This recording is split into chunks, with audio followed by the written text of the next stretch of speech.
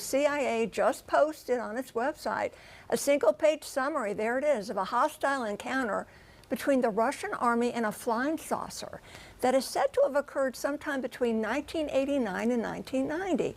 So that's when, according to portions of an extensive 250-page KGB file featuring witness testimony and photographs, detail how 25 Soviet troops were practicing training drills when a, quote, low-flying spaceship in the shape of a saucer, unquote, flew above their base in Siberia. Now, the report states that for unknown reasons, the sighting prompted the men to launch a surface-to-air missile, bringing the craft down.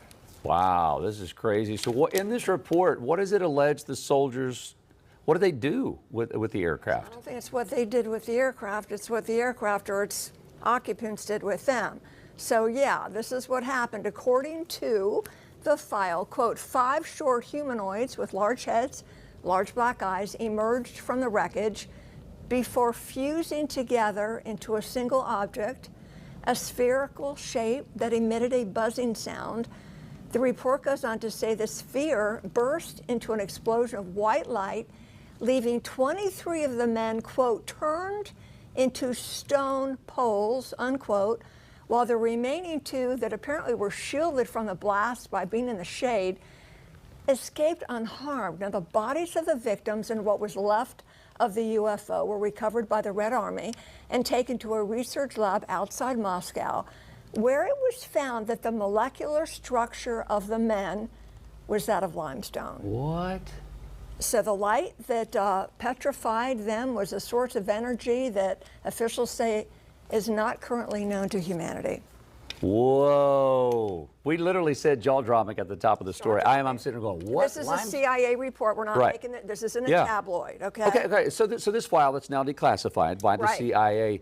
I mean, analysts that are looking at this, I mean, it does seem far-fetched, like this is some kind of sci-fi movie.